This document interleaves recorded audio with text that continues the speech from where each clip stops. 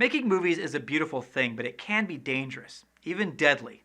Even without the obviously precarious stunts or explosion effects, there are tons of other safety habits that are prevalent on almost every set.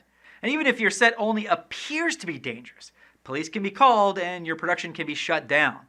Many low-budget movies pay by the day and work their crew ridiculous hours, and then do that day after day.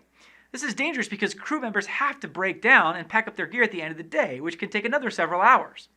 And then they have to drive home and drive back to set the next day. That makes the drive home dangerous and increases the chances that someone is going to get hurt with all the really heavy gear that's on a film set. Crews need to be well rested to be safe. Shooting at night can also be dangerous. We had work lights set up for the crew while they worked and set stuff up or broke stuff down. People also brought headlights and flashlights so that everyone could see what they were doing. People could also get sick if they eat things that they're allergic to, so we made sure to get all that kind of allergy info from cast and crew ahead of time so that we could create meal plans that didn't get anybody sick. We also perused the woods to make sure that the paths were clear and safe to travel, and so there weren't any animals that might eat us. Luckily, we only found this adorable deer, so no problems there.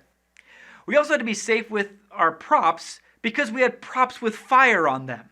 We had buckets of water everywhere. We had dress rehearsals of this scene before we used real fire, even though the scene was, super short and simple. And even though it looks like Marcollin's torch is about to totally light up Garoon's long flowing hair, they were actually really far apart. And we made sure that Andrew Tribolini didn't hold the torch above his head, which is also not very safe.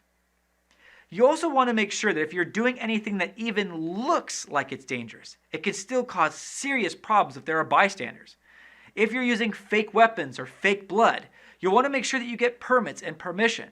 Let people and police in the area know what you're doing so there are no surprises. As we know all too well from the constant tragedies in the news all the time, if people don't know that fake weapons are fake, then they act as if they're real. And that often ends in tragedy. Don't assume that just because you are only pretending to hurt people, that everyone around you will make the same assumption. For my film Empathy for the Devil, we shot this scene behind a shopping center that's usually pretty empty. Well, as it turns out, there just happened to be a wedding reception going on in one of the businesses while we were filming. And that devil makeup that I was wearing was scaring a lot of the kids who were kids of people from the wedding party. So then the wedding party sent out a group, a small army of their biggest oafs to see what we were up to and, intimidate us a little bit in the process. And it worked. And I'm pretty sure I almost died.